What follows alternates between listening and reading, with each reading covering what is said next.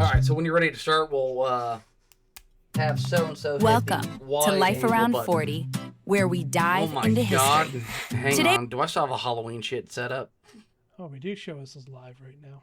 It is live. Yeah, it's just playing the bullshit intro song. Sounds so much like... Dude, I haven't even had a chance to listen to it. It is what it is today. Oh God. We'll get off of it as soon as we can. Are we on it right now? Here we are. Hi, we're live. Life Around 40. We're old. Certainly got that boomer vibe going. Boomer. That's me. Yeah. I am the watcher. I am the watcher. I am he who watches. I bet you are didn't live now. We are live now. Let me go back to the starting soon screen. Woo! Great. Well done. Well done. It's out there for the world to see now. All right. Oh Lord. Go ahead and hit live. It's too late. We're dumbasses. So I got Julie here working the. We rolling? Oh, Lloyd's been hot, baby. Come on now. All right. Graham, it's live. You better start to buck up, soldiers. Sailing. Everybody, this is the Life Around 40 podcast. Welcome to episode 92. Yes, exactly. We got the six of us Welcome to the back Life Around together 40. again for another one.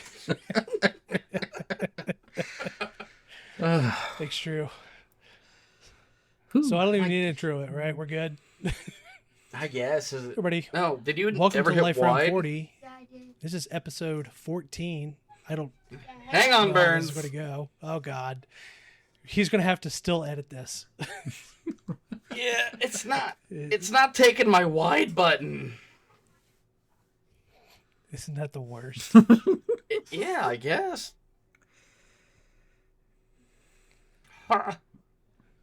So we're just dead air right now. No, We now would've been you're fired live. from the now radio. you're live. Fuck it. It's All right. definitely not that button's definitely not working today. So Welcome I'm to gonna have Life to fix the Around link. 40. If Drew would shut up, I can get the podcast intro going here.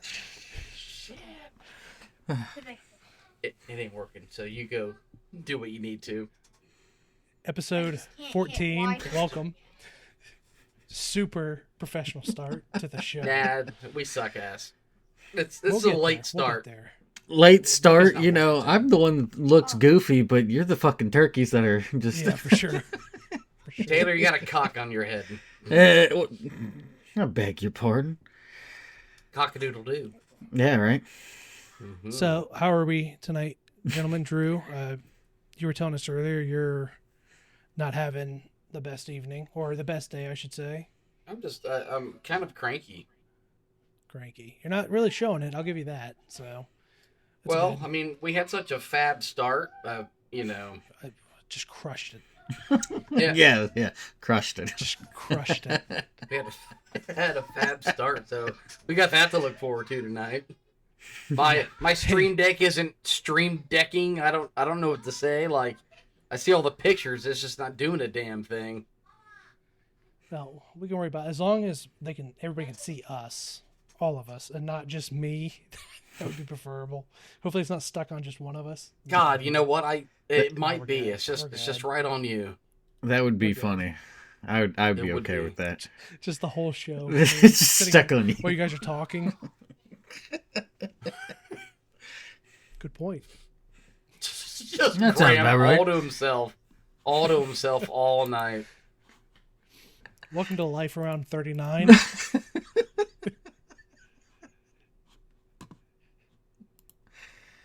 Oh, Lord. Taylor, how was your day, bud? It's been good. Like, I've been, all sorts of... What have you done? I'm looking at this now. This is a mess.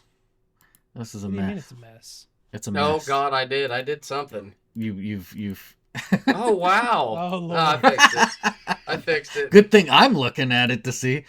Oh, boy. I know what's wrong with the deck. I had to I got a new router So as a 40-year-old, I had to get a new wireless router, and now my computer has a new address, so all of my links on my key don't work. So I have to redo that apparently. Fair enough. But yeah, no, it's been good. Yeah, nothing too fanciful. I was talking to you earlier, Graham, but I'm going to attempt to make capes a fashion again. It's just a portable blanket. Come on now. I feel like that's an uphill battle. I don't care. I mean, if you could maybe not use the word cape and maybe mantle. Maybe but it doesn't have the Yeah, it needs the fur across. Well, the fur and the shoulder, more prominence in the shoulders. So it needs shoulder pads. It needs shoulder pads. Yeah, I need to be like an 80s businesswoman. But yeah, no, like it's been good. I've been rifling off a bunch of texts and stuff because I'm getting things together for a different one shot in like about a week and a half or so. So I'm getting all that situated. And as I was telling Graham, I was talking with one coworker, and she was like, "My roommate's interested in this." I'm like, "Oh no." So stop opening your mouth around people. See, what you're too nice, and people are just attracted. Not, they're just attracted to your presence. Yeah. I get that. It is a weird dichotomy. The juxtaposition between being half deaf gremlin child and people like just kind of unload everything about for whatever reason I have that presence. Yeah, you're a very magnetic person. That's the word I'd use. Sure, magnetic. Yes. I don't know if that's quite the word I'd use, but not the attach, like the repel kind of magnetism, right? Oh yeah, the other way. Yeah, it's just, that is true. That's a very good point, Drew. Thank you. Yes, the positive charges. See, that was way above my head. I just knew they were opposite of the attractive side. Well, is it negative to positive, and then positive to positive? Repel, negative repel, or what? I was just taking. I don't know. I suck. Yeah, that's all. I suck with magnets. So do I. I suck with science in general. So, not my cup of tea, if you will. Yep. No. So, Graham, do you want to explain why we're live streaming? Do you want to do that? Because we're lazy. I mean, that is true. Well, I would say busy. I'd say busy is the more correct term. Yeah, sure. Yeah, we can gloss, but we can, put lipstick on a pig. It's still a pig. So, no, I'd say the main reason is we did the Halloween live stream. It turned out pretty well. It was a lot less work when it comes to editing on Drew, that kind of thing. Helps him speed that stuff up. So I think we're just going to start doing the live streams now on Tuesday nights. People can watch it whenever they want later on the channel. And we'll also still be releasing an audio version on the podcast channels as well. So next week. In fact, we'll start that again next week. Yes, that'll be next week. So with the Halloween live stream, we did not record separately. A little behind the scenes magic. But to try to keep the podcast audio nice and clean, we are recording that separately as well. So expect it to be better than the YouTube audio if you listen via podcast. So hopefully, if you're listening that way right now, I am not a liar, and it does sound better. So, as long as you can get the words out, that's barely, as you can tell. So it's been a struggle since we started. I broke my stream deck. I messed up the screen size. I feel like we were getting the same product, just we're going to have to put in less behind the scenes work. So there's no reason not to do it. Plus, if we are live streaming currently, if people want to tune in, we'll have a set time kind of when we're in a live stream. People can pop in and talk or whatever. Maybe get a little more interaction. So I'm gonna learn how to set up a schedule so it announces we'll be going live at 8:00 Central, easy. 9 o'clock. Yeah, so I just have to pretty take easy. the time. It just hasn't been. I've been driving all over Houston the last 2 weeks, and when I mean Houston, I mean like Port Arthur, Katy, Galveston. Like I'm not in town. Yeah, you're out and around. And also, we weren't sure what we were going to do tonight, so I didn't want to post anything. But I'll also start putting out social media posts saying, "Hey, we're live streaming at this time, Tuesday night or whatever." I'm thinking we're still probably going to try to do the podcast release on Monday. Yeah, I don't see why not. That's something we'll discuss. So, but yeah, that I would say that's why is we're getting the same product with I would say about half the amount of work. So why not? We're doing this for fun and for free. It's not like we're getting paid to do it, so might as well maximize our efficiency. It's very German of us. So I work for a German company, so I have a little German in me, so we're good. The good German. I have the good German in me. So they left before the war. Okay. On a fun note, I introduced my kids to Honey, We Shrunk the Kids today, or Honey, I Shrunk the Kids. Oh, they loved it. And then over the weekend it is classic. It's a great Rick Moranis shout out, great guy. Yeah. And then over the weekend, I introduced them to Back to the Future 1, as it was the 40th anniversary of the original movie. Wow. They had it locally playing in 4D. The seats moved, and it blew wind in your face and crap. Cool. I wasn't able to go. We were just busy. We're at the park and doing all sorts of other crap, and I just didn't feel like going back out. So, have you guys ever been able to do one of those 4Ds? I've always wanted to try it. I've never been able to do it. I've heard they're pretty cool, though. That sounds like it would just annoy the living hell out of me. Really? Yeah, I don't think I would like it. Okay. So, I would say the closest thing I've had is down in Disney World. They have rides that kind of do that. There's one called Soarin'. You sit in the seat and everything sits horizontal. And then as the show starts, the whole assembly like turns vertical. So everybody's like stacked on top of each other. And the seats move and sway. And you're essentially hang gliding through. I think the ones I was on was originally, the first one I rode was through California. And then they did it like across the country. And they would like blow wind. And they would, when you flew through like the orange groves in California, they would put orange scent into the air. So it blew past you and it smelled like the orange trees. Huh.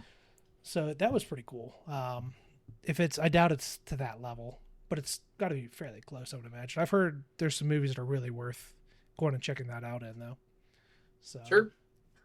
Her Top Gun Maverick was fantastic. I bet that would have been. Yeah. For sure.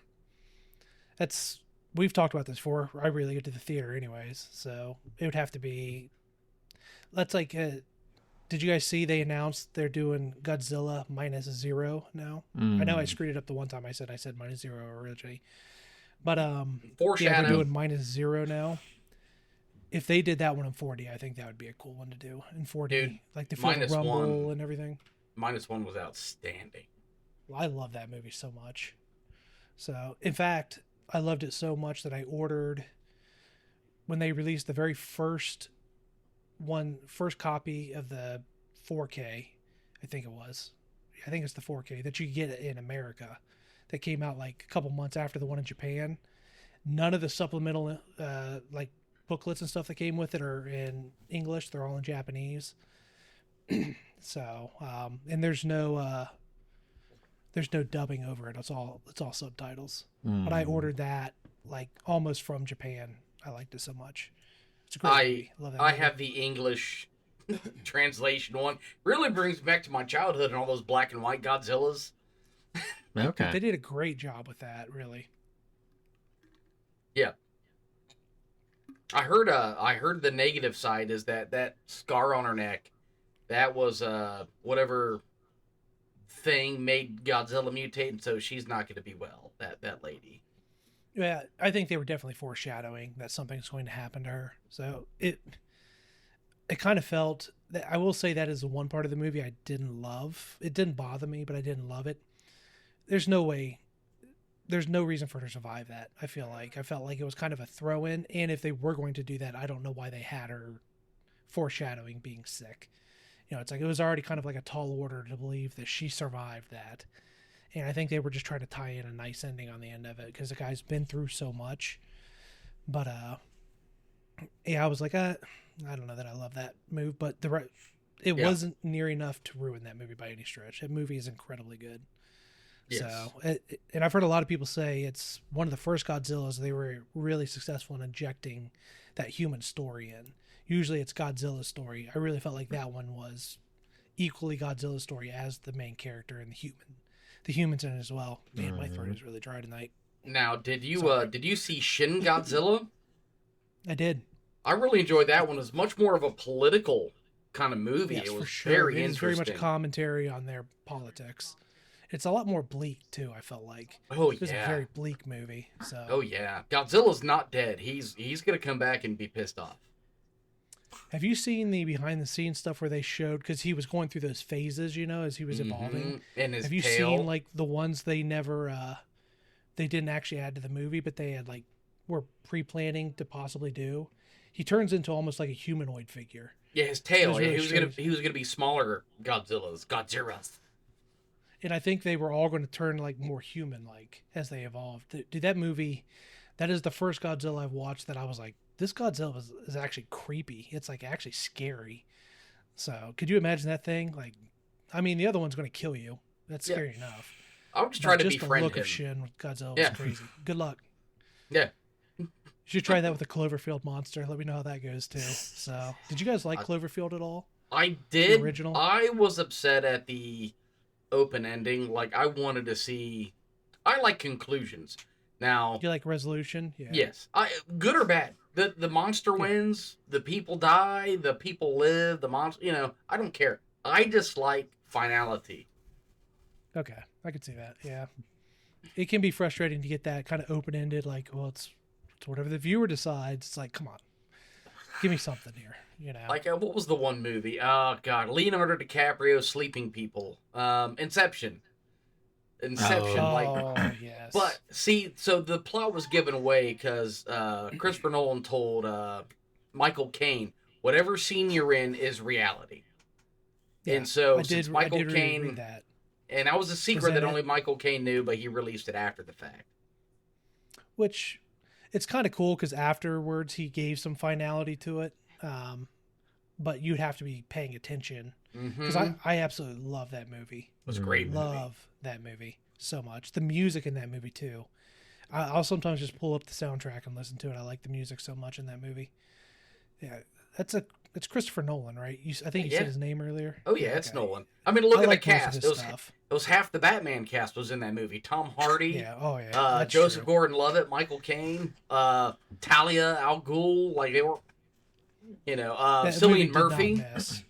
Yeah, that movie did not mess at all. I think even the Asian guy was in. He was the guy that the fake Ra's al Ghul in Batman Begins. Yeah, I think you're right. Yeah.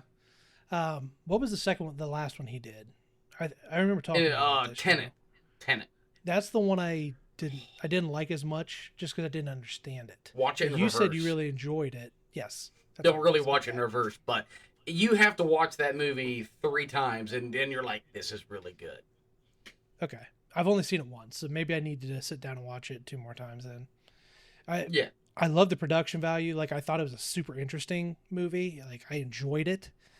I just did not understand it. When I was done, I was like, I don't really know what's going on. Like, the action pieces were great, you know, everything was great in it. So watching a guy fight himself in reverse as he fights him, and you know, it's trippy. It's like that and Interstellar, which is another great movie.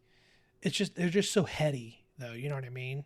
It's heady. A lot flies right over my head because I'm a moron. So yeah, as I've openly admitted many times. I really liked God, what was the name of the movie again with Matthew McConaughey? Interstellar. Really liked it, but like I hated the 40 room thing at the end. I didn't like that part. I wish they could have done something a little bit more grounded to the rest of it, because a lot of the science was really cool. And then you had that. I'm like, it's kind of dumb. That's another soundtrack, which I believe the same guy did both of them. He's super famous. I just can't think of his name right now. Zimmer. Hans Zimmer did the soundtrack. I think. Hans Zimmer. Yeah. He does incredible stuff, especially those 2 movies. I absolutely love the work he did there. I think he did Gladiator as well. I mean, he's done a ton of stuff. I feel like when I talk to fans of Interstellar, they're like Rick and Morty fans. They're like, "Oh, you're not smart enough to get it. You're just too stupid to get it." And it's like, whatever, bud. The best part is you got to they be super no intelligent. Clue. Yeah, you got to be super intelligent to love Rick and Morty. It's like, okay, it's a cartoon. Let's relax. I like it. It's funny. Let's chill. All right. So, how about you, Taylor? Watch any new movies lately? No. Nope. Good for you. No, I've been getting on my writing and stuff. So yeah, that's what you said. You've been writing a lot lately. Yeah, about damn time. Yeah. Actually, no, I had kind of fallen off the wagon for a bit with it. So no, it's been good to get back into that, and then that and there was somebody. It's kind of like a pen pal of mine. I hadn't talked to him for a bit, and then he had been away, and he said he was going to be away for a while, and then I was sending him some emails like about a month ago, month and a half, 2 months. I was like, "Hey, buddy, how's it going? Where you at?" Nothing. I'm like, oh, hello. And then he finally got back to me and says, like, "Okay, good." And then I shared with him synopsis and stuff that I've got for not the one I'm working on, but part 3 and stuff, just because it's like, okay, kind of incentivize me to keep on with that and stuff. So yeah, so it makes it really hard to like sit there and try to watch something, or even playing something. I've played a tiny bit of a game, like on Monday night.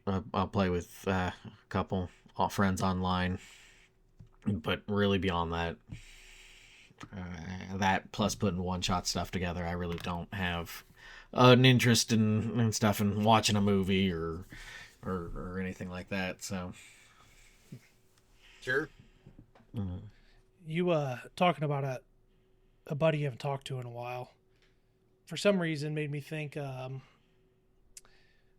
about writing letters to people that you haven't talked to in a while. Do you guys? So kind of what brought this up is, I've talked about my cousin many times who lives in Japan. I was going to start, and I only did it once, and I want to do it again, but I was going to start writing her handwritten letters and sending them over, because you can get international stamps as long as it's under a certain weight for pretty cheap. And I had like taught myself how to write her address in kanji and in Japanese, so I could write it on the envelope, and then I would write it in English as well below it. And I was handwriting her letters, and I need to start doing it again. I was going to try to do it once a month or every 2 months or so, and I just haven't done it in a long time.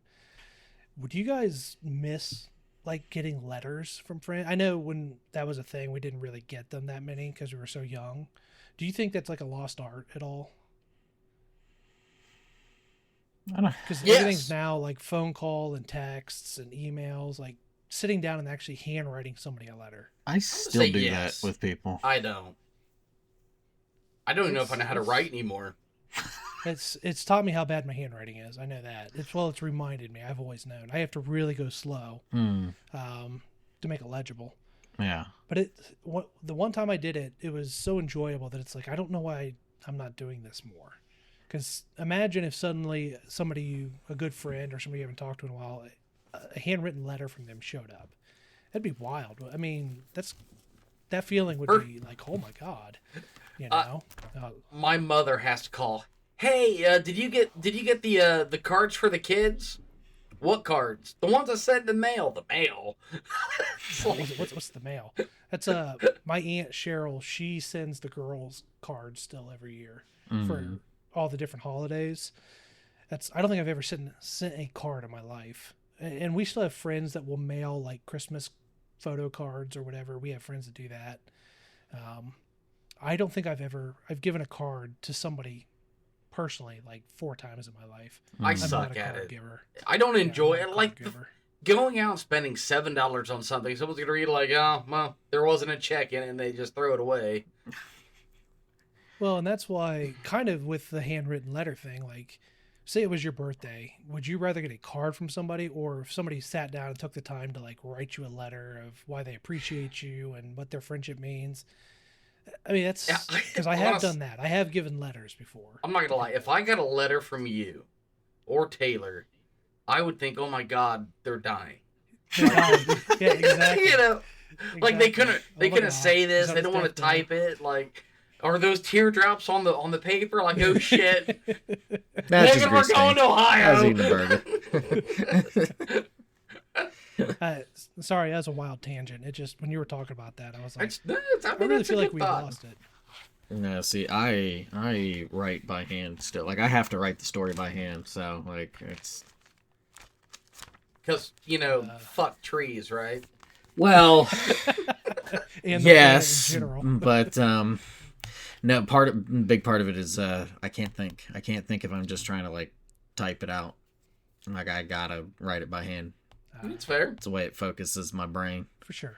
So. I get that. That's fair. All right. That was, yeah, no. Oh, go ahead. When I write, it is the worst. Like, absolutely, I have lost the motor control. Like, I really have to focus. And then my finger hurts in, like, a minute.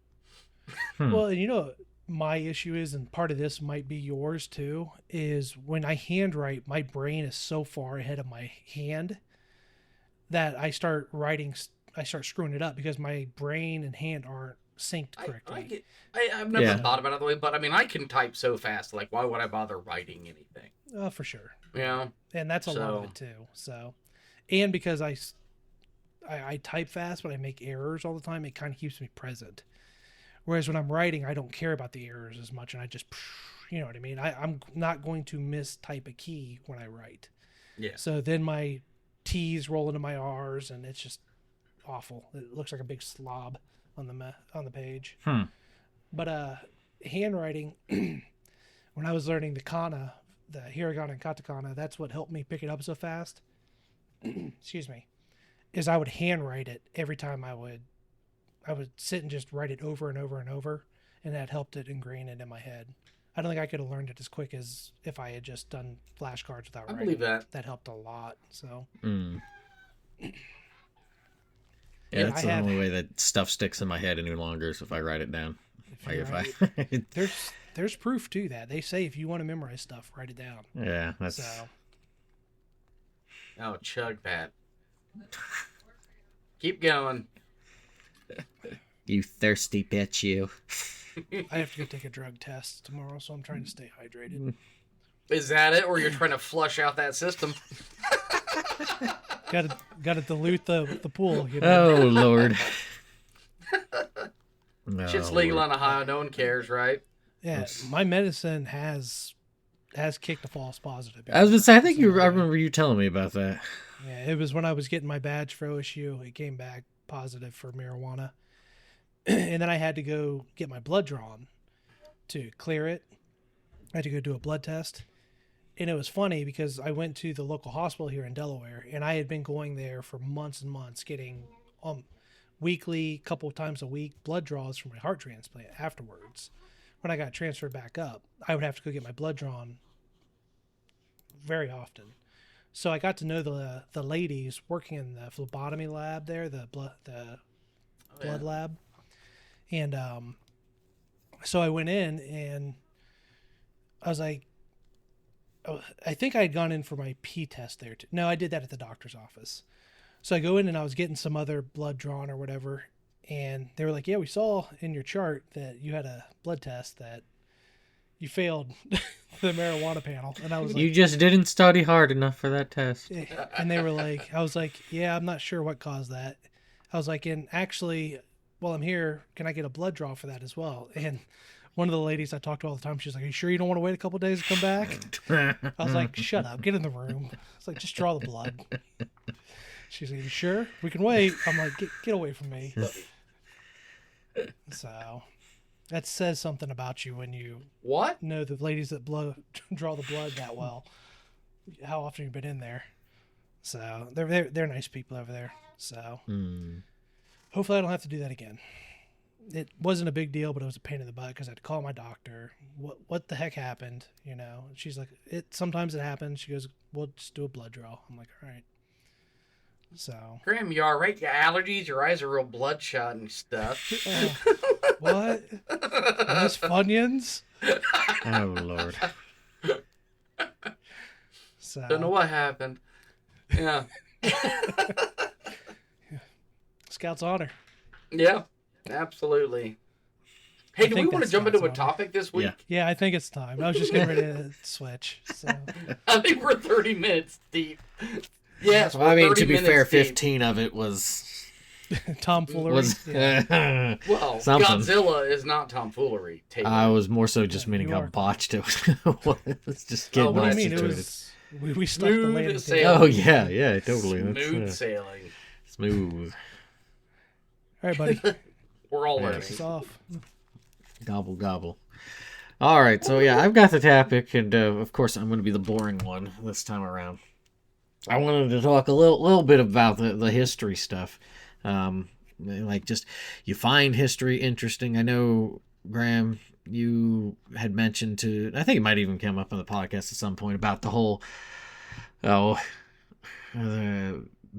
getting asked like, how often do you think about think of the Roman Empire?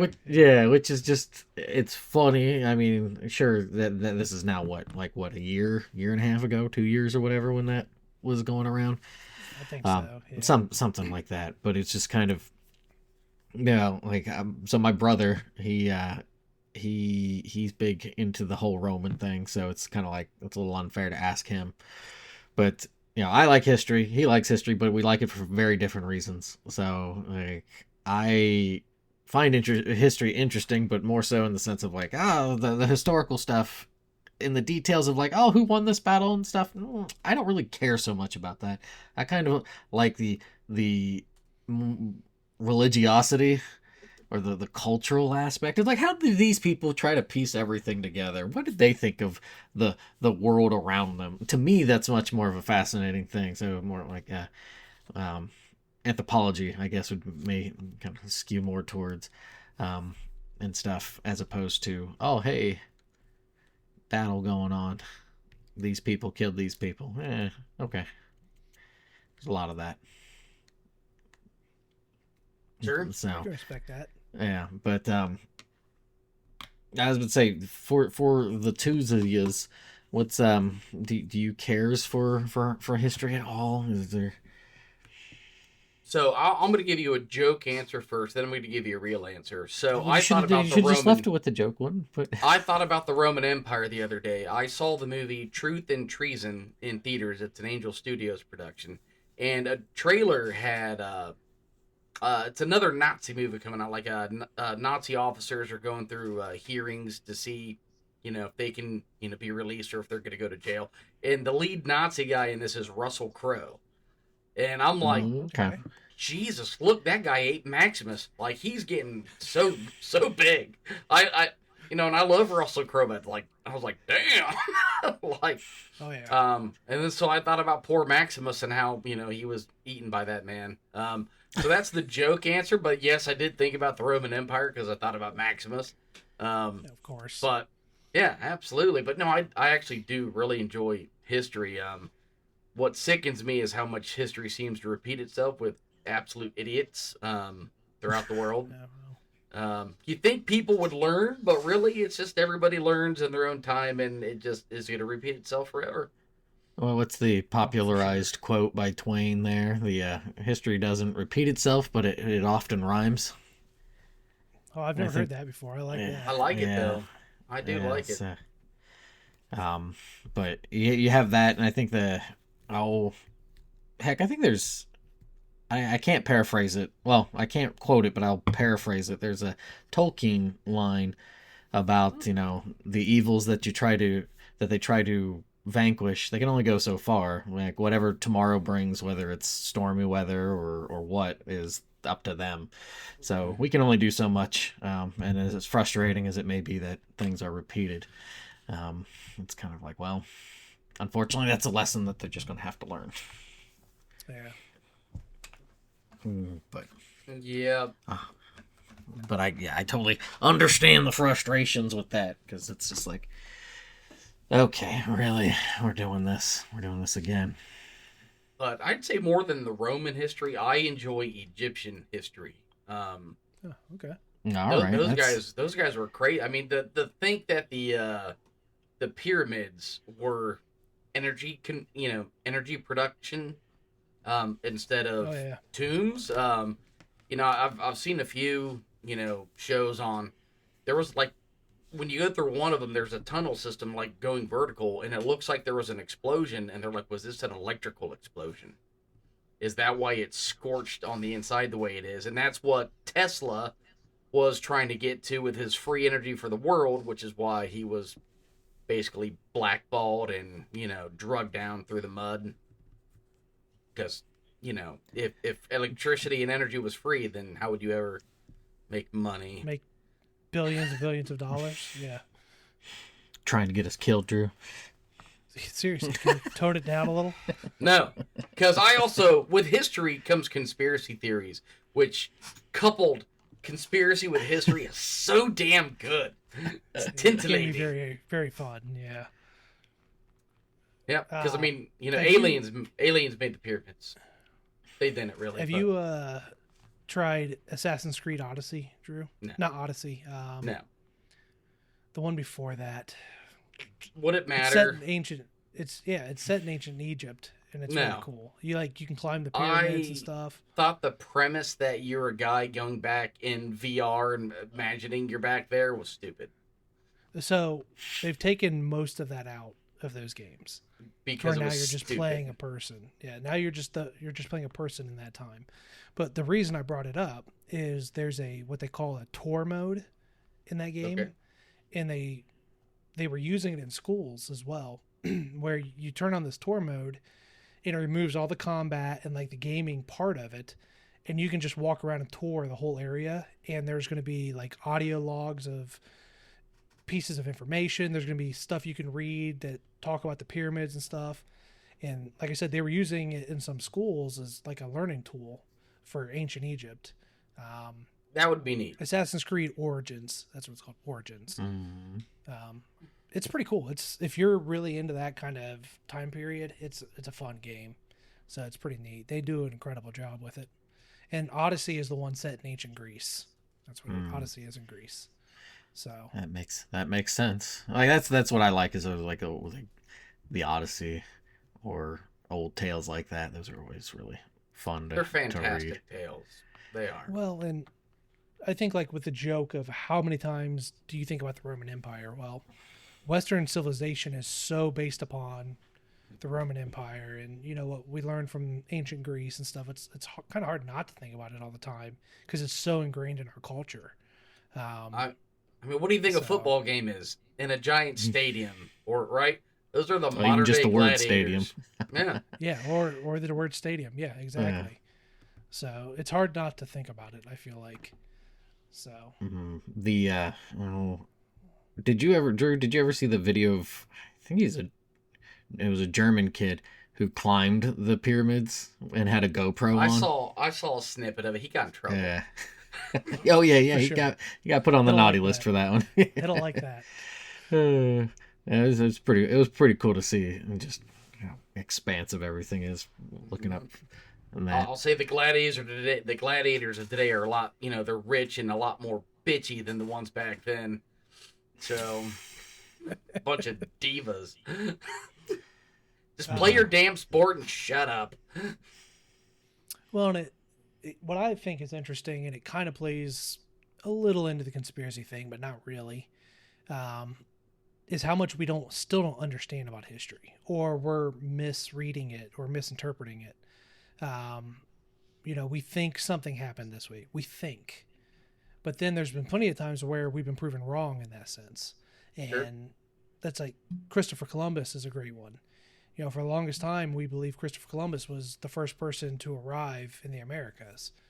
But then we found evidence that a Viking named Leif Erikson actually seems to have come over from Iceland. And I think he maybe stopped at Greenland. I could be wrong. or he came from Greenland, one of the two. But there's evidence that he landed in like somewhere in Canada before that.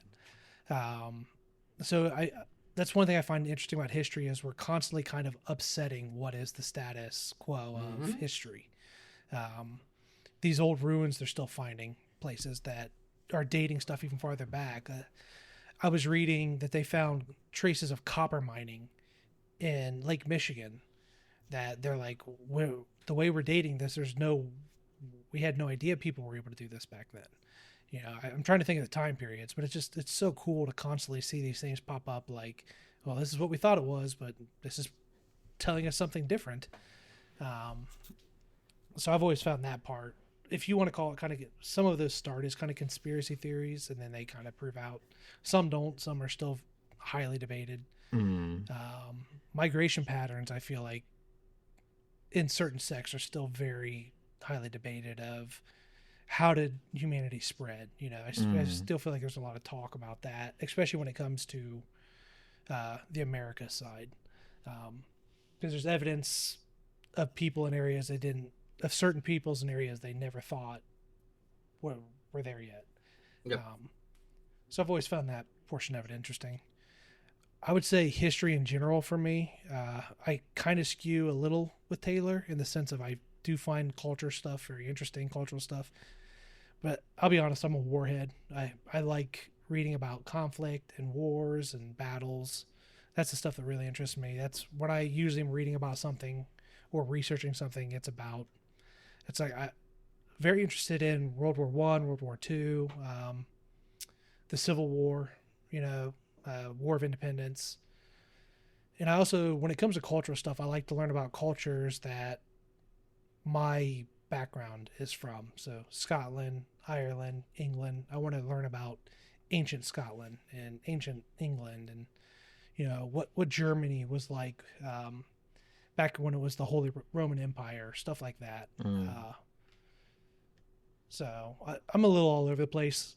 I love history. I've loved history for as long as I can remember. My dad was a huge history guy. I think he's a big reason why I like it as much as I do.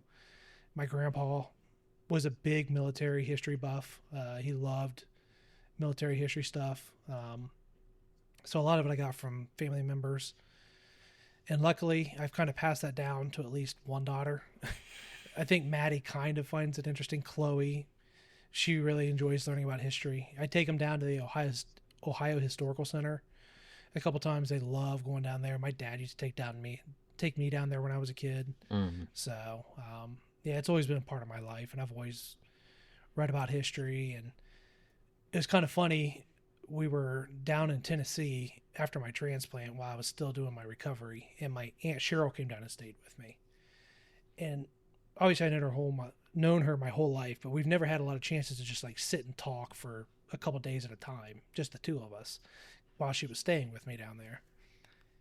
And she's like, you are interested in so many things that I never realized. She told me that later. She was like, you have interest in so many different areas that I never even thought of you being interested in. And she's like, because she's not a big history person. And I talked her ear off about history for like 2 days. And I'm sure she was dying internally. But she was like, it was so cool to learn that about you and like the stuff that you're interested in. And I got to find out a lot of stuff that she's interested in. And so little sidebar there. But it's super fun, especially when you find somebody else who's interested. I mean, you can just go on and on and on. So, no, I really enjoy reading about all of it. And I feel like the joke, too, is like once you hit a certain age, suddenly you're interested in, like, World War II.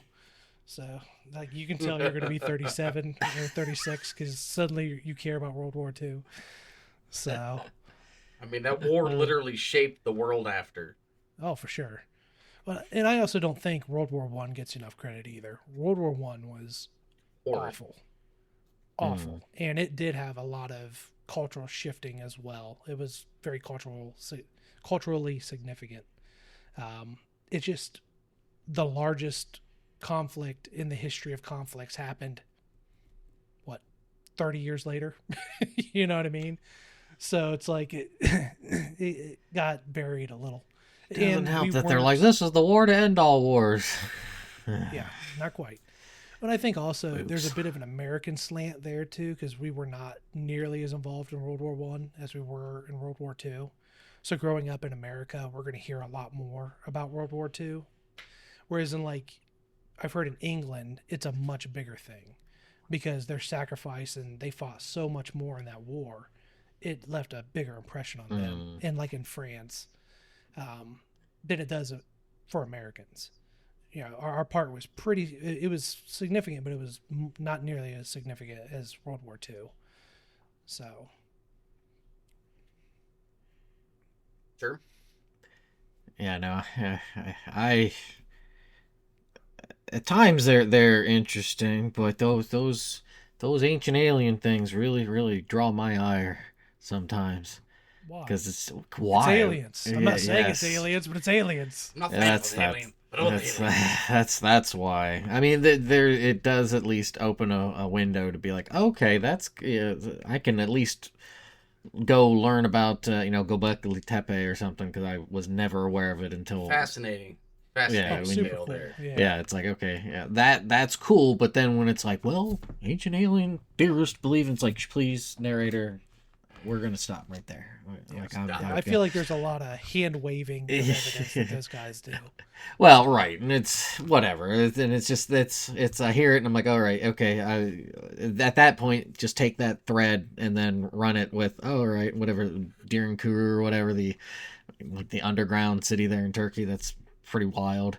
You know, like as a kid, I had a big old book of ancient areas, so like Easter Island, and then all like thinking about like the Polynesians, just basically, oh yeah, we're just gonna be in some boats, then just row throughout the Pacific. And you're like, oh yeah, these people are mad, cool, but mad, and they did it really well too. Yeah, right. Yep.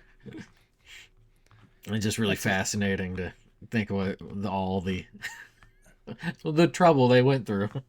Just I think everybody. You gave me a book years ago when we were in school, and I think I might still have it upstairs. I could be wrong. Beef. I'm terrible about returning books. Anybody out there, do not lend me your book, because there's a good chance you will never get it back. But I will be upfront about it. But it had stories of like Mayan civilizations and like some of the crazy stuff they found in some of those Mayan pyramids and tombs. Maybe it was not a very big book. It was a pretty thin book, but I feel like you were the one that gave me that. That's a possibility. I don't know. But I'm trying to remember. There was one really wild story that blew my mind, and I thought about it a lot. I just cannot remember what it was. It was so long ago. But I remember you and I kind of gelled on some of that stuff when we were in high school. So right. Yeah, no, that's my place. I remember one time you and Jared had came over, and Jared's like, man, you got just so much interesting stuff. It's like, yeah, I am like that weird hermit goblin creature that just kind of collects all sorts of odd knickknacks. Going to Taylor's house was like going to that one shop in Gremlins. You know, at the beginning of Gremlins. You're like, what the hell is that in the cage over there? I don't want to know what that is. I know you were over it's been a couple months, but yeah, I don't think it's quite as bad now. I think it's still fairly similar. You were pulling out some. Never mind. You don't leave it there. That makes it worse. Like you're pulling out. I don't want to get you in trouble with the Chinese government. So you know what I'm talking about now. Oh you? Yeah. I forgot about it. You guys were like, "What?" It was like, "Hey, don't worry about it." I just waved it away as if it was nothing. Don't tell China I have this. Like, cool. Should we be in this apartment right now? Yeah, right. Your social credit is plummeting right now. Right. I forgot about that. Yeah. That was wild. And the wild part is you gave it to your friend's daughter and you're like, here, use this as a prop in our game. And you're like, isn't this thing like hundreds of years old? What's going on? Well, so like when there was a place I went to in Mie Prefecture that I can't remember where they have like the ninja village and stuff. That's kind of their spiel. Yeah, I've heard of it. Yeah. So there was a green tea shop there, and the place wasn't that big, but all along the wall it had all these different types of weapons and just memorabilia and stuff. So the guy let me hold a gun that was from like the 1500s. It's like a horse buster, kind of hand cannon sort of thing. And I'm holding this thing, and I'm like, this thing is older than my country. Why are you allowing me to handle this? No, seriously, yeah. Like, Crazy American. You know us and guns. Right. Is this smart? Yeah, and then he gave me a piece of candy that was from the Meiji period to just eat. He's like, here you go. Here. Oh, yeah. It tasted like I smoking got like ash. 500 of them in the back. Yeah, right. It's It fine. was like, it tasted like smoking ash. And I was like, this is That's interesting. wild. I didn't die from it. But, Some good candy. yeah, right. But, no, it was just kind of wild to have that sort of stuff there. And just going to see all the different, like, shrines and castles and temples and stuff there. So, See, that's one thing I kind of regret, and it can still happen, is I never got to travel over to like England or Italy or somewhere where there's these thousands and thousands of years of history.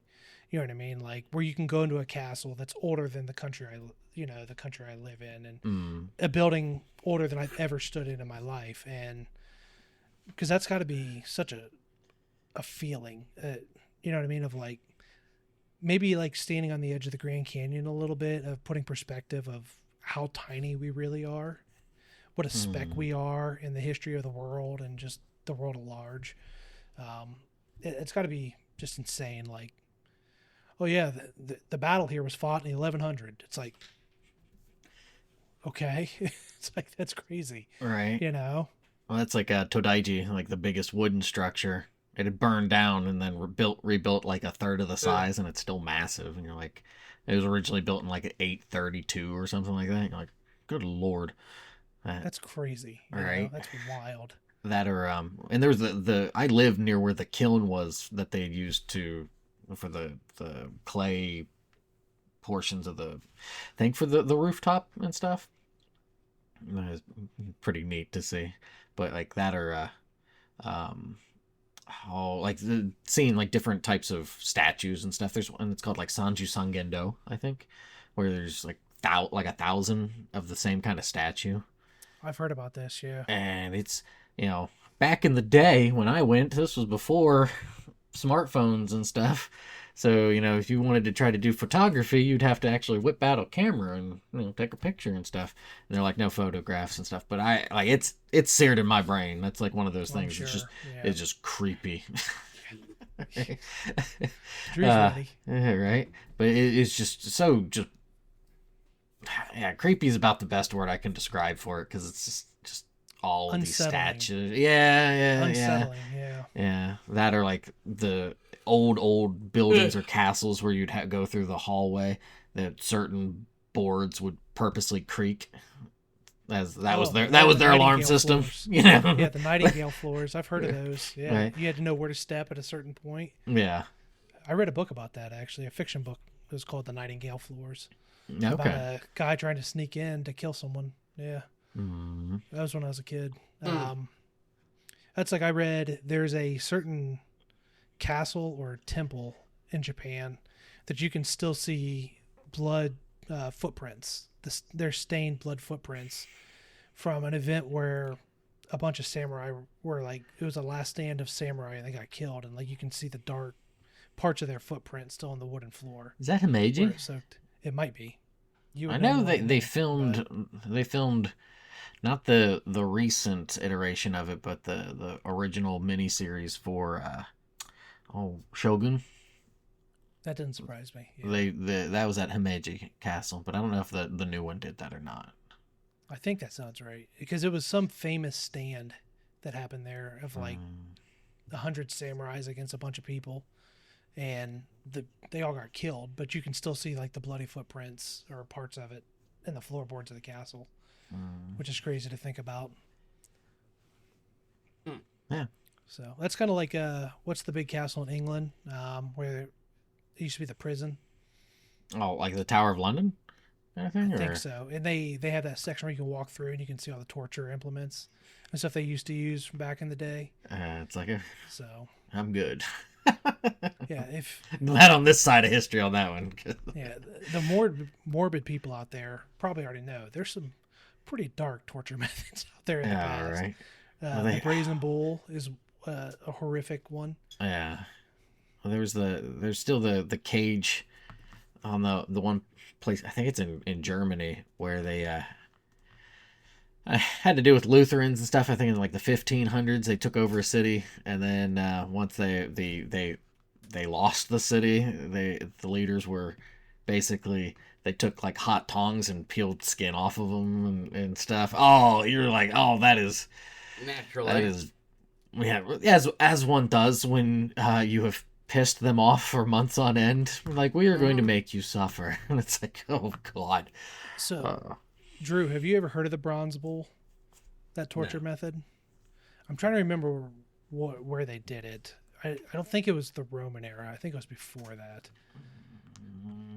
But they had a big bull statue cast out of, I believe it was bronze, yeah.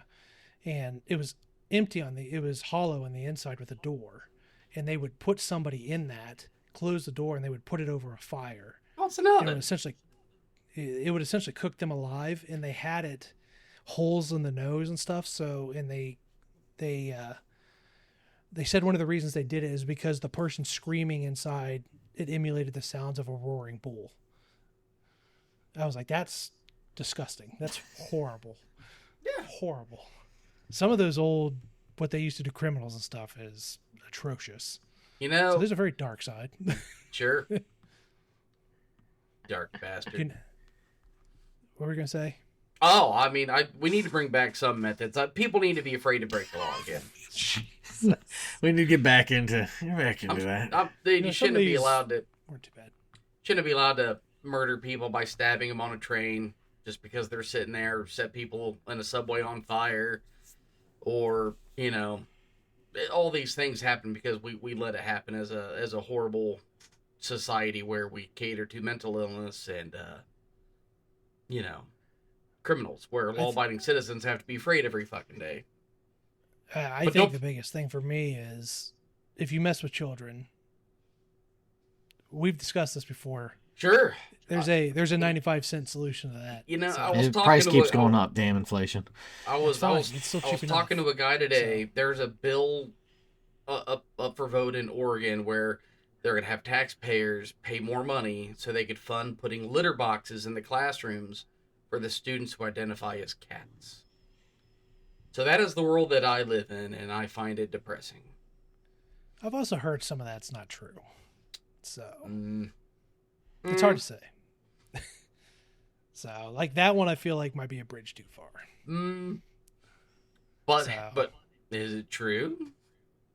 I couldn't tell you. I mean, look, they're spending millions of tax-paying dollars to put tampons in boys' bathroom because my dick bleeds every month. So you should get that We've looked at. told you to go to the doctors about that. Like, you should get that looked at. That sounds like you have an STD and you need to go to the doctor. Yeah. So let's get off this soapbox. So let's move on. All right. Anybody else got anything they want to add about history? Nope. Have we beaten this bronze bull to death? We beat that bronze bull to death. I hear people screaming. All right, Drew. Let's kick this pig. Let's get into the second one. All right. pig. The top 3 for the week is I had a much cooler topic, but these guys are we're lazy and they're weak-minded. You gave it to us 2 hours before the show. Oh man, I already had like 6 things. I was already whittling down. You're an interesting person. Congratulations. Yeah. I don't have interesting encounters. Anyways, we're gonna lighten the mood up. Oh my god, dude! When we circle back to this, we will. We're gonna have a great time. But we will. My top 3 for the week is gonna be, what is your favorite 3 game consoles? And it could be handheld. If you want to do PC, fine, but PCs are just. Yeah, I feel like PC's cheating a little. It is kind of cheating. I don't think we should be able to do a PC. But handheld, console, cell phone doesn't count either because they suck. Don't play games anymore. I hate playing games on cell phones, so it's definitely not on mine. But in no particular order, I'll start us off, and I'm gonna say the Nintendo GameCube in my top 3 That's of a good favorite one. consoles of all That is a time. good one. If you go back and look at the library of GameCube games, it's phenomenal. And the controller, for as awkward as it is an amazing controller. Um, Yeah. the Nintendo 64 controller could burn in hell where it belongs, but the GameCube controller is fantastic. And even the Wii waggle shit, that got old so fast. It did. That was so fast. I felt like that was a gimmick. That felt very gimmicky. The Wii remote or the Yes. Wiimote, Yes. if you will. So- what did you think of the Dreamcast controller? I enjoyed it, but I remember there being a smaller version of it. But I like that you could have a mini game with your memory card. I thought that was neat, but the mini games always sucked. They were gimmick. horrible. Yes. Gimmick, just like the shake. That's what he wanted you to get to. He was No, just, I honestly was curious because a lot of people like the Dreamcast a lot, and I enjoyed mine. It was But- it was a great. I mean, think of it, it was the first console to do online gameplay. Yeah. I It was mean, a powerful little thing too. For predates the time. Xbox. Yeah, had a So- built-in internet browser, search games on it. Really amazing graphics, just horribly marketed. that, and I think what also killed that was the whole, oh, you can just burn whatever games and play it on there. That kind of bit him in the ass real quick on that. Yeah, Plus, it I mean, doesn't this go is real on far. this is on the parade of, oh, hey, we've got the Sega Genesis. Oh, we've got the 32X. Oh, wait, no, we've also got the Sega CD. Oh, timeout. No, we've got the Sega Saturn. Oh, now we've got the Whoa, like they had like you forgot about 20 when you consoles in like a combined- 4-year period. You combine the awesome power of the Sega CD 32X. Oh my god. Next thing you know, you're And all that could be yours for $5,000 in. $950, 92, $1992, right? So Yes. you're paying Mhm. a whole lot of money for that. So, Yep. But Nintendo GameCube, that's my top tier. what is your solid favorite game. game for the GameCube? Only one. Ooh. You can only pick one. There can only be one. Only be one. God, between Mario, the Mario's on there. Mario Sunshine I already was know good. I'm gonna have to say I already Resident know Evil mine. 4. That's a Okay. good pick. That's a good Yeah. pick. Yep. Yeah. Wind Waker. Oh, great game. Love Wind Waker. Twilight. I of my enjoyed favorite Twilight Zelda Princess. Yeah, Twilight Princess on there was great. Yes, it was. Wind Waker I felt was better, but Twilight Princess, I enjoyed it. It was a lot better than Skyward Sword. I didn't even finish Skyward Sword, but Twilight Princess was a very good one. But Wind Waker, what a unique experience! It was just so much fun. So it was Zelda enough to be Zelda, but it was also very different, which I liked. So Yep. Cool. I'd probably be basic bitch and go with Melee. I really enjoyed playing. Smash. I was Yeah. Smash never Brothers. I was never the biggest Smash guy, to be honest. I still am not. Yeah. So I'd play it. I played it not a ton, but I was it was not my favorite. fortunate, had enough fortitude. I don't know how to put it. They tried to wrangle me into being like, oh, like play this, learn how to wave dash and do all the stupid stuff so you can join in the whole tournament things. Like, boys, I have class to go to. I need to graduate. Like, I will be playing Kirby again if you will leave me alone. It's well, yeah, pretty much. And I thrash people with Kirby, so not I'm the not melee surprised. one. No, but I love it. That's yeah. Anyways, okay, Drew, who you want next going there? Ooh. Well, since Graham doesn't finish many games, we'll let him go last. So Taylor, you go. Oh boy, I'll guess I'll throw out here the PSP. I really liked the PSP Amazing. just because it allowed for a lot of like the portability of it, but then also you could play a lot of the PS1 JRPGs that were being remade on that. Mind you, yeah. some of the art style was not so good, There were a lot but of really good JRPGs that they put on the PSP. yeah, so that was I really enjoyed that, and that was how I played. Series is still coming along, and I dropped off way long ago, but Legend of Heroes, when they were Okay. really, yeah, those I remember playing those on the PSP and really enjoying those and stuff. But yeah. That's what I played Grand Theft Auto Vice City on. Oh was the my PSP. god, I enjoyed it. I spent a lot of time just driving around listening to the 80s music, honestly. Okay, So all right. it was great radio in that game. PSP also had one of the best Metal Gear games with Peace Walker. Peace love Walker was Peace Walker. so good. Yeah, Drew talks about that all the time. Peace Walker, Portable Ops. I just Portable didn't like Ops was the really acid. fun. I didn't like the acids. The card style wasn't. Yeah, it didn't really do it. But like, But yeah, Portable Ops was great. I love the music for like the music for Peace Walker. I remember listening to it on a train ride somewhere, and I had not played through it yet. I had just gotten the soundtrack, and I was just kind of sitting there, and all of a sudden, I'm like, this is intense. What the fuck am I doing? Why am I listening to it? Like, this is. yeah. And it's like, okay, all right, but yeah, It's a good one though. It's a great. Yeah. PlayStation had great handhelds. I really feel like they let the Vita die. Again, it went back to that back touchscreen was no one wants it. No, I but want yeah, I want buttons. Yep. need that tactile feedback. So weird. All right. Mine's in no particular order either. I like all these probably just about the same. I'm gonna have to start with, and screw you, Drew, the Nintendo 64. Once you got good with that controller, it was an extension of your body. Okay. Drew, he Maybe just likes having you just 3 suck. dongles to play with. That's fine. Yeah, you got he just. the word protuberances, the better. Nope. I bought the Mad Catz controller that made it feel more like a normal controller, and that's when the Whatever, console no. was better. Dude, I was a master of the Trident. Okay. The Trident. No, I played some of my favorite games of all time on that. Ocarina. I played Ocarina. Loved that game. I still to this Great day game, Taylor. Right? Great. is game. still my favorite Zelda. I don't game. remember. I don't know if Graham remembers this. There was a huge argument between him, Lincoln, and myself. Maybe It does somebody not else was surprise me. involved. I don't about remember it, but it doesn't surprise me. Ocarina of Time and A Link to the Past, because A Link to the Past is that much better than Ocarina of Time. Incorrect. Incorrect yourself there. We're not gonna have the argument today. We're having this argument now We're not having it right now. We need to get because this Majora's episode. Mask is better than Ocarina of Time, anyways. No, it's not. Yes, it It's is. damn close. And it's a great game. It's not even damn Incredibly close. good game. Ocarina of Time is is. boring. All right, so Twilight hey, Princess is- my second favorite console. Hold on, I'm not done talking about the N64, so shut up. All right, Let's have it. all right. Banjo-Kazooie was on there. Incredibly game. good game. It's a great game.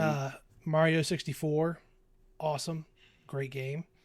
There's so many good games. Conker's Bad Fur Day. Conker's Bad Fur Dude, Day I is love pretty good. Me What's and my the cousin Nick giant played singing that so poo? much. Oh yeah. I think that game turned a lot of people into furries, to be honest with you.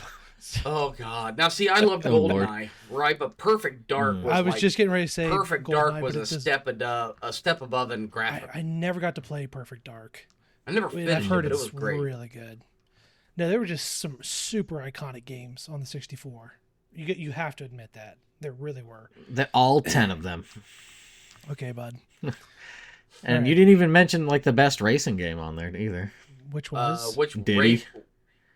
Oh, Diddy God. Kong's I racing. love You the- are not I- wrong. You are not wrong. Yeah, you damn right I ain't wrong. I loved Wave Race 64. That game. Okay, I thought yeah, the yeah, water Wave- was- I thought the water. Oh, was yeah, yeah. beautiful.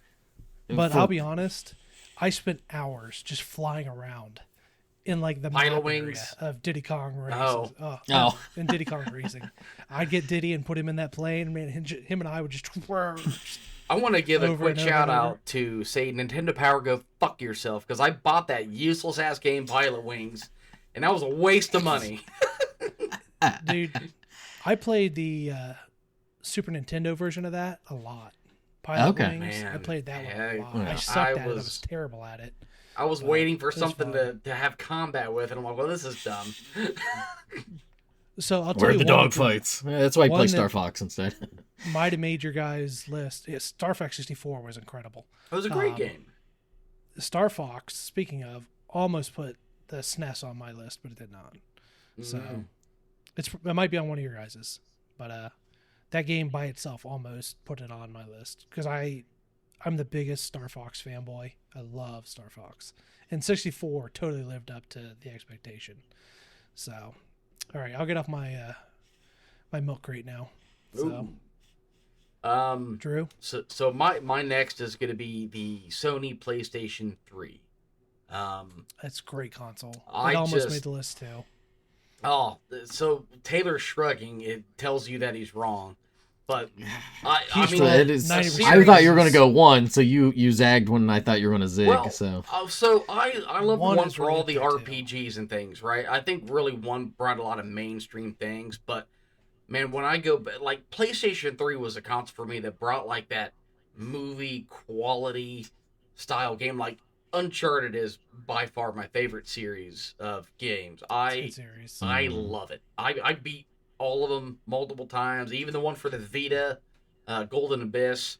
Yeah, I'm climbing the rope with my back fingers, you know. Actually, it's these fingers. Sorry, just climbing away. But I mean, then like the swan song with The Last of Us. Oh my gosh, man! Yeah. The last Naughty one was Dog. incredible. Naughty Dog was on fire during the Yes, they were. PlayStation 3 days. It just Metal Gear Solid 4. I can't speak enough. That's up there with my top favorite games of all time. Old tell you Snake, what. something about him. Old Snake. that whole last like fight with him and Ocelot, it's just Oh yeah. it's so stupid. It's so good. Graham, you can bitch slap him later for me. Thank you. I'll tell you what. The just hearing all of these makes me realize how hard this list really is, because like the PS1, the PS3, all I could put on my list. Honestly, there's so many of them. In They're the great. PS3, what was it, Xbox 360 era, brought us the phenomenal lobbies of Call of Duty Modern Warfare 2. For sure. Where For sure. Oh, you know, I didn't. That was our that. boot camp.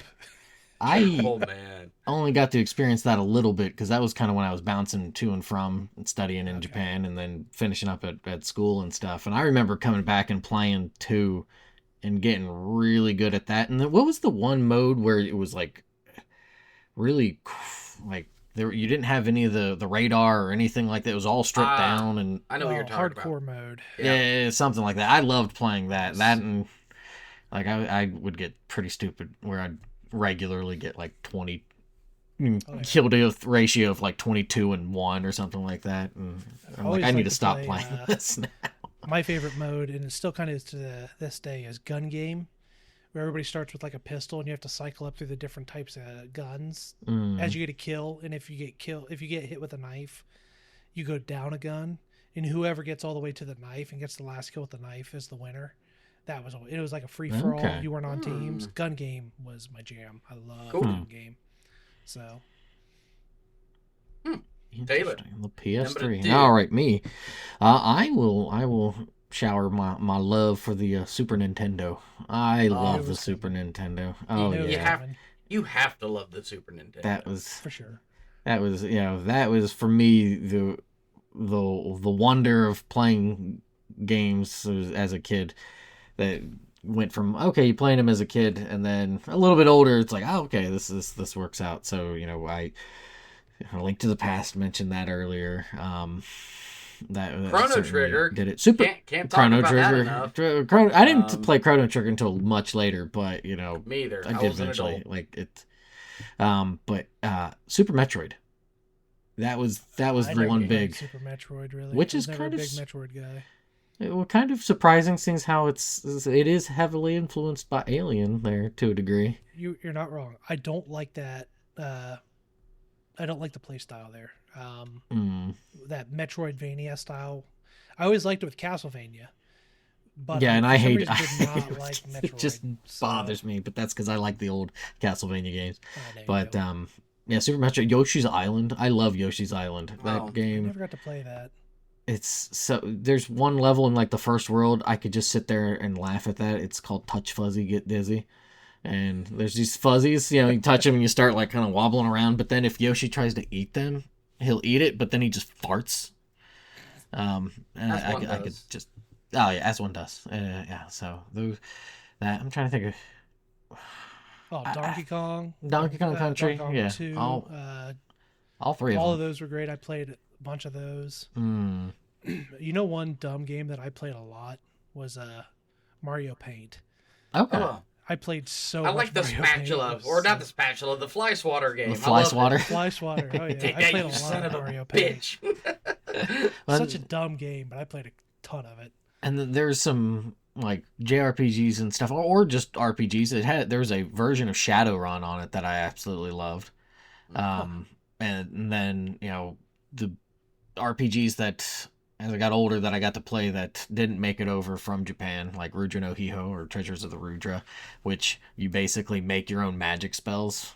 And you can kind of find mantras through like the prefix or the suffix of a word to be like, okay, you can make them really strong in either a singular fire spell or a group fire spell, or you can just make the hot dog spell and it's a fire spell anyways, but it uses more MP and stuff, but it like goes through a bunch of different storylines and stuff. It's a little too cerebral for American audiences. No, I didn't think it was. It was much less about the brain power and much more about this is going to be a pain to try to translate and program out and stuff. Yeah. So fantastic music. The guy who did the music for Final Fantasy Mystic Quest, Ryuji Sasai, he did the music for Rudra no Hiho.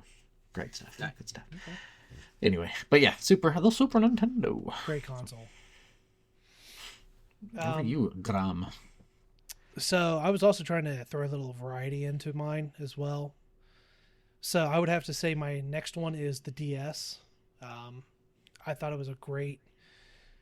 So here's the problem. I don't know if I'm confusing the DS. A lot of times I feel like I'm confusing the DS with the Game Boy Advance. So I think I'm kind of going to cheat a little and do both of them because both of them had games I really loved and I thought they were both great portable consoles. But the DS is the one I remember playing a lot with the stylus and everything. Played a lot of, as dumb as it sounds, I played a ton of Professor Layton games. You guys ever played those? No. They were like mystery solving games. Okay, yeah. Puzzle games. They were a lot of fun. Brittany and I, what I love about it is Brittany and I used to play them together a lot. Like sitting next to each other, trying to help solve the puzzles or whatever. That was really nice. That was like when we first kind of, I want to say we were getting close to getting married around that era. But also, and this is why I think maybe I'm also thinking the Game Boy Advanced as well, is Golden Sun, the RPG Golden Sun. I think that was on the Advanced. I absolutely loved that game. So the DS, I just thought, the Advanced and the DS, I just think were great handhelds. They had fun games. They were easy to carry around. They were small, very portable, pretty hardy systems as well. So just to add some variety to my list, I would have to say the DS is definitely up there. DS and the Game Boy Advance. So I think it also helps that to conflate the two is that the SP version of the Advance was a clamshell version. I love the SP. I loved the SP. Yeah. Well, and I think the other confusion I get is, didn't the DS also have an advanced cartridge port? And you could play DS games and advanced games? I think so. That so sounds that's right. where The Advance could let you play Game Boy and Game Boy Color games. Right. Okay. And I'm pretty sure the DS had a DS slot and a advanced slot. Because I remember playing advanced games on it. It just would shut off. I think it would just shut off the lower screen, the touch screen. So.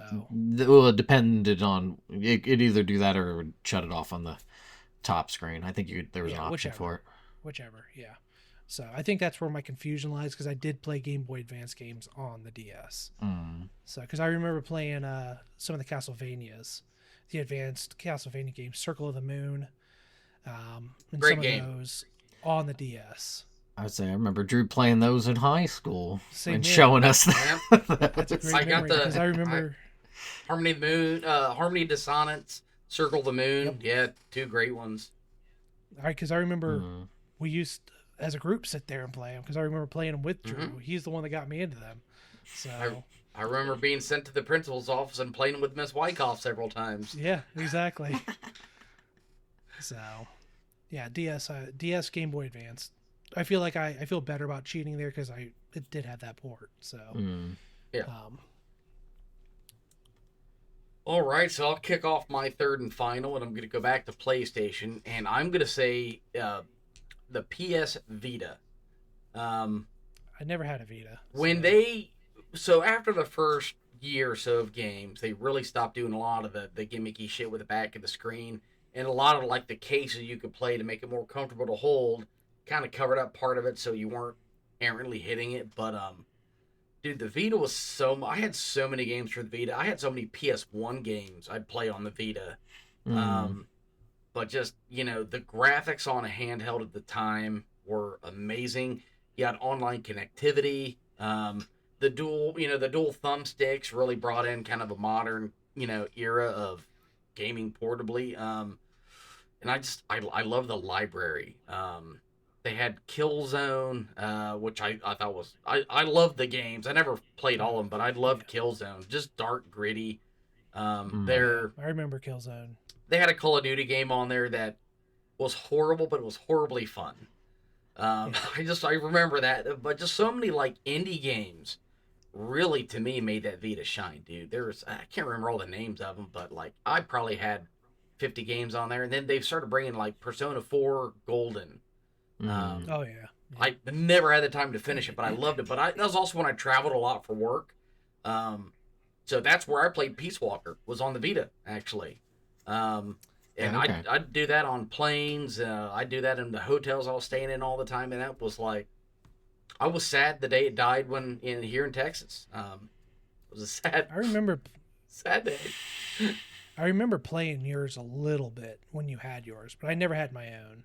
So I remember you were in love with that thing. Yeah, so. It was beautiful. And then like when they started having PS4 connectivity, like, I played Destiny a lot. Thank God I don't play that damn thing anymore. But like when that item was released and I'm out of town working, like I could literally remote in with my Vita and go over and get that vendor item that was like God tier weapon.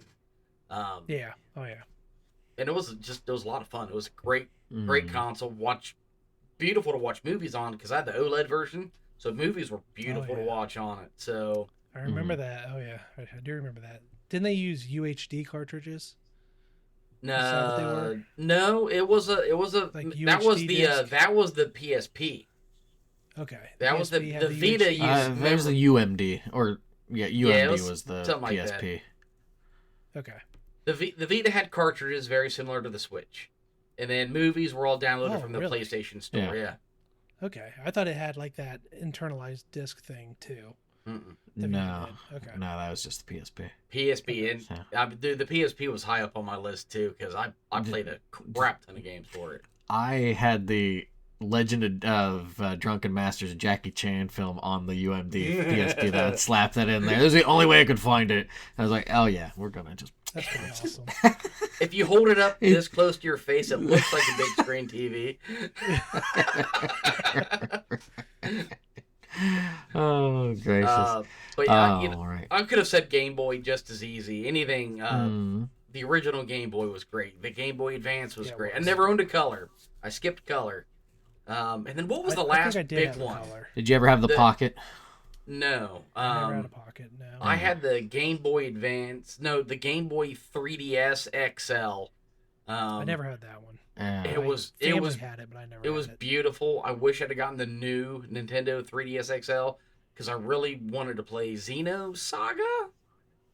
No, Xenoblade. Xenogears. Xenoblade. No, I don't think it was Blade, but yeah, you know what I'm talking about.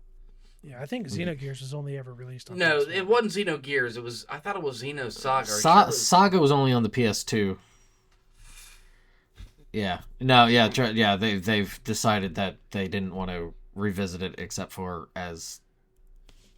Yeah, we'll just leave it alone. Do you know how much money I think they would make if they would release, and even if not a remaster, just release it again? On current systems. Yeah, it was Xenoblade. It was Xenoblade Chronicles. Good call, Taylor. Yeah. Do you know how much money I think they would make if they would re-release on a current console Xenogears? Well, they have the they do release it through like the PlayStation Store and stuff. You can play it that way and download it. It's on there. Yeah, I thought so. It was. I have it on my Vita from that.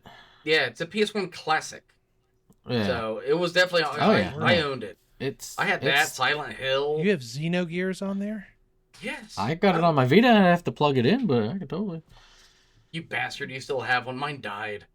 Well, it might be dead. It hasn't been plugged in a while. It's probably crying, right? I'm looking at right now. I'm looking at my PlayStation Store, and I do not see it. You had, well, I don't know if they still do it. They had it for sure, and I don't know if you had to sideload it on the Vita or not, but you could get it on the Vita. Just like you could get Peace Walker, but you had to sideload it, and it was a legal method. You just couldn't like download it straight from the store. You had to go to the console and copy it over to the Vita, and then you could launch it. Well, that's what I'm saying. If they like put it back on the PlayStation Store where you could just buy it and you'd have to do a re-release like Lunar the Silver Star Story Complete for the PS1. One of my favorite games. I want to see. I want to know what kind of sales that's doing because I've been thinking about picking that. I loved it. I loved it. This is a great game. I remember you lent it to me. I'm pretty sure I gave it that back. You did. Sure I sold it. I sold it. They're not. Yeah. So knock on the door here. Hunted me down. We talked about that in an episode though. Like that was when I was moving to Ohio. I really tried to help my parents move, and my dad drove me around to like 4 game stores trying to find that damn thing. So that one was sentimental, and then I sold it on eBay for money. There you go. I got older. That's why it's sentimental here. It is. It's in there. Instead of I'm like dust. 98% sure I'm going to pick up that re-release on the store. Mm. I'm just waiting for a sale. So I just want to get it on a sale. I hate paying full price for games now. That's the last one I did is Ghost of Yotai that just released, and that's only because I beat Ghost of Tsushima 3 times. Oof. And so far it has been proving out to be a very good game. I need to finish it. I'm not super far into it. I need to finish it. But yeah, I beat Ghost of Tsushima like 3 times. So I was like, I have to get this game. So Taylor, let's get your number 3. My number 3 is the, as the old folks say, the regular Nintendo. I love the NES. I never called it the NES. It was either the NES or it was the regular Nintendo. It's the NES. It's not the NES. So, but that is what I grew up playing, and I played the ever living hell out of that from like the original Final Fantasy. Just the wonderful memories of that. Double Dragon 2: The Revenge. Such a great fighting game. I love Double Dragon. I should say. Love the Double Dragons. Double Dragon, Battletoads. Oh yeah, I love those. Was it the SNES that had Streets of Rage? Just Streets of Rage was the Genesis. Was it? Yeah, that was Genesis. But the first 2 had such great soundtracks.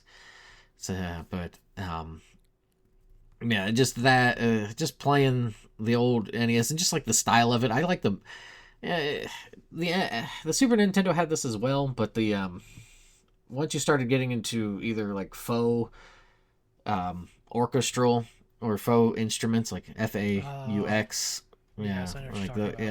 like when you were able to start replicating orchestral performances and stuff, the music changes. Not fully, but a lot of times because they're filling it out with so many other things, the melody starts to skew back, and I really like melody. So with those old systems, that's kind of what they had to ping off of. It's like, hey, this is going to be an earworm melody that you are going to hear for 30 hours, 30-second loops. So it better be good, because if it ain't good, you're just not going to want to play it. So, or just mute the TV or something. But no, I love the NES. It's funny you said that because it made me think. I picked up College Football 25 when it came out on the PS5, and the menu is just a marching band on a loop. It's one marching band song over and over and over. Mm-hmm. The second day I played it, I went in and turned the menu music volume completely off. To where now, when I'm in the menu, it's silent. It got so irritating. I was like, okay, I can't. Like, if they constantly just like cycled through fight songs, I think that'd be super cool. Yeah. But it was just this one marching band cycle over and over and over. And even Brittany was like, is this all there is? Shut it. This is like it. I was like, yeah, this is it. The game for the NES that stands out to me was Track and Field, where you had that horrible track pad. That oh pad? My god! The memories of just doing that was getting behind it and just Oh no, we Oh, did yeah. a legit, son. We did a legit in my house. And dude, I was I got like I had my parents doing six. it. Graham, imagine You know, my dad my- with little fucking legs, just No, I can't. It was great. Yeah. I had it recorded the on NES. 8mm. That's cool. That's the NES is not one of my favorite consoles, but it has tremendous sentimental value. Because like you, that's what I grew up on. I remember sitting and watching my stepdad play Zelda, Okay. which was when I really started to get into games. Played a lot of Excite Bike, of Excite Bike. That was fun. Contra, Castlevania. John one I played Elway 'cause- football and play as Bo Jackson. One I played a ton, which I don't know if you guys ever played this or not, and it was because my grandma had it and she played it a lot. So I started playing it after her. Was Fire and Ice. Did you guys ever? Oh, play Fire yeah, I and love that Ice? game. Yeah. Fire and Ice was so much fun. It's technically a sequel to Solomon's Key, which is insane because Solomon's Key is a it bullshittingly difficult. Yeah. Yeah, Dana, the character. Yeah, it's him. It's the same character. Just Oh, cool. I loved RoboCop for the NES. That game was just so played cool it. looking. It was great. Also, Tetris. I've heard the new one. The Tetris on there was fantastic. Oh, Tetris. Dr. Mario. Played a ton Dr. of Mario. Dr. Mario. yeah. Apparently the new RoboCop, which I have it because they gave it out for free as a PS Plus game. Apparently the new RoboCop is supposed to be really, really good. What is that, Rogue Well, City or here- something? Yeah. I think so. Yeah. No. So Dude, yeah. blast evildoers' dicks off. Is that... Oh my god. I've heard it's pretty brutal. Right, I've heard it's right. pretty brutal. Okay. No, the NES is incredibly sentimental. So for Yeah, sure. Fire and Ice. That's a sneak. That or Adventures of Lolo. I loved playing that. I never played that one. That was- What was the boy and his blob? That was Okay, That was yeah. That was I remember I that. could never beat half the games on the Nintendo. But I remember boy and his blob was neat because you're like, all right, what do I want my blob to be? A rocket ship, All right. and you had to keep changing them to solve the puzzles. It was really neat. I think they made a sequel or a remake or something like that. Probably about 10 years ago now, but I thought Sorry. Slightly off tangent. I cannot believe we talked about the SNES and I did not bring up Earthbound. Did you guys ever play Earthbound? No. You do not get to bring up Earthbound if you've not beaten Chrono Trigger. I'm sorry. Oh, dudes. No, I love Earthbound is dog shit, and I'll say that I hate You- Earthbound. You are an idiot. I say this as am lovingly a as I can. You spiteful, are angry a little moron. man, and I don't You are a care. Moron. I hate that game so much. Earthbound is incredible. It's incredibly stupid. I want Ness to hit you with his bat. So Whatever. I Oh. loved Earthbound. I mean, I love the final boss theme. The final boss theme is pretty bitchin', but See, I you hate only that choose game. games on music. Get out of here. Well, Get away that from is me. true. That is actually a big thing. Like as Trust I've me, gotten I know it older, is. it is all about whether I like the What's- music or not. And, I'm like, hey Taylor, I think you'd like this game. What's the soundtrack like? you know, I don't know. It's cool, I guess. The other thing is with the regular Nintendo. You know what else was just also fantastic? I didn't even mention. It's the Blue Bomber. I love my Mega Man games. Mega it's Man was true. great. Yeah. Mega Man was wrong. fantastic. Sorry. It's also on the Super Nintendo. But yeah, I'm sorry. That side tangent was worth it just for that reaction. Yeah, So, that was good. I hate Burns. that game. I remember. I'm trying to remember who was it? Bill with Travis. They let me borrow it when it went to BG.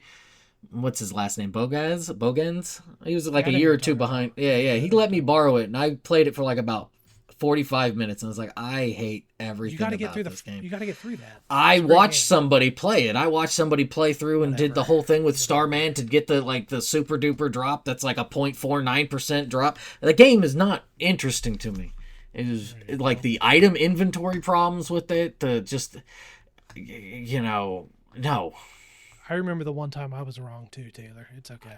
Well, it's one time. I mean, this is like did you just like remember things from like the last hour? So my third one is and I will fully admit this is a bit of a bougie recency bias pick.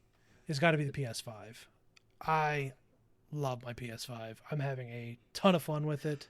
Recorded Here we go. descendants Just Sony, shut because up. I don't Just think shut up. anybody's ever Shut said that in the history forever. Just shut up. There's some great PS5 games. It can play the full catalog of PS4 games. Like I said, there's some recency bias because it's what I'm playing the most right now. and I have like 500 games in my library because of PS Plus, and the full, mostly because of the PS4 catalog. Plus, I've been like several years getting 3 free games a month through PS Plus. So there's more games on there than I'll ever play, but I think they finally got the controller like perfected. It's a great controller. It could honestly, there's one downside. It's a little smooth. They could put a little more grit on the sides of it so it wouldn't slip so easy out of your hand. But I love the PS5, and you can be doubters, you can be naysayers. I don't care. Whatever, Taylor. I'm sure it's Live I great. in the haven't past. owned a PlayStation since the PS3, Live in the past, so dude. Just live in the past. You just stay with your Super Famicom and just be happy. I will. So My PS4 is PS5 still is a hooked great up console. just for the Blu-ray Yeah. player. Just for the Well, Blu-ray and that's player. the other thing. If you really want to get a 4K, it's about the same. It's a maybe maybe not now, but a couple years ago it was about the same cost, if not maybe a little cheaper than just a tiny bit more expensive than a 4K. Just 4K player, which are still stupidly expensive. And So, I think that's what PlayStation did really well too. Is like they Blu-ray was theirs, right? They brought that to market and they put the PS4 in line so that you just bought the PS4 for the fucking Blu-ray player. That's like the PS2 played DVDs. So everybody bought a PS2 because I could have games and a DVD player. oh yeah, I watched a ton of DVDs on my PS2, and a ton of Blu-rays on my PS4. PS3 and PS4. Well, and that's like people will go out and buy the ones without the disc tray. Dumbass. Absolutely not. Absolutely not. Yeah, it's got to have the disc tray. So, Drew, I honestly think you should get a PS5. Especially if your PS4 is still hooked up, you could just do it all on the PS5. I'm never gonna sit down and play those games anymore. If anything, I'm gonna want to go back. Like, I'm still enjoying the Switch for the little bit I do play games because I like that I can take Well, it. Switch is a good console. I can take it to the bedroom. I can take it to the shitter like anybody normally takes their portable game consoles. Personally, I think the Switch 2 is the biggest ripoff of money ever. Oh, I right won't now, buy. 'cause I'm not gonna buy it. They're charging people almost full price to pick up Switch games on the Switch 2. It's insane. Nintendo, they're Nazi assholes. They're incredibly greedy. When you buy Mario Brothers on the Nintendo, whatever the fucking store is called, you should own that forever. I shouldn't have to fucking buy Mario every new console. Like, give me a break. Who doesn't want to go back and play Mario 1? But I gotta spend $5-10 every time you release a new console. Kiss my ass. Unfortunately, the whole gaming industry is going that way. The way they're phrasing it now is because so many people buy digital, which most of mine is digital now. They're saying that you're not buying the game; you're buying a license to access the game, and they can revoke it at any time for any reason. And there's been a lot of talk in the game industry and over in Europe. There's been a big pushback on it, and I think it's starting to come over here a little. Of like, no, you can't do that. You know, we're buying a good, not a service with this. And because I believe I was reading that they're like, well, when you have to fill out the 15 different things you have to sign to play a game nowadays, it's incredibly stupid. I don't know any of that. Terms and services you have to agree to. It's stupid. Do you remember laughs when in Super Famicom? I'm gonna throw out some Nintendo love here. Do you remember how everything up through the GameCube and even the Wii for that matter, you bought a polished working game? Oh yeah, for sure. There was no beta. You weren't Nintendo getting something seal that was of getting updated quality. and patched. But no, so they're saying, well, when you sign all those terms and agreements, you're agreeing to it. They're 32 pages long, and it's all legalese language. Yeah. I've heard in the United States, there's courts that have already ruled, like, we cannot expect people to read these. You cannot hold people to these because you have to be a lawyer to read them. And nobody's reading these, and we know that. Look at what Apple makes you sign. So I think the courts are siding more with the consumers because it's gotten so out of hand. And we'll see kind of where things go. But there's a big push. Even the guy that owns Ubisoft, in a stockholder meeting, he's on record saying gamers have to get used to the idea of not owning their games. They don't own these games. They're accessing them for a fee. Yeah. And people are like frothing at the mouth over it. Like, no, I spent $60 to $70 now. Was it like $80 now? Oh yeah. I've seen games that are going for over $100 on the store all the time. So we'll see where things go. And virtual game costing over $100. That better be like lifetime. What do you call that? DS? No, what's the content when you download it? Future downloadable content. DLC? Downloadable content, yeah. A lot of it is the deluxe editions that have that. I'll tell you what, there's some, like, you were talking about the Trails games, Taylor. Mm-hmm. There's some of those that are like $130. Oh, yeah. It's outrageous. I was like, what are you doing, Japan?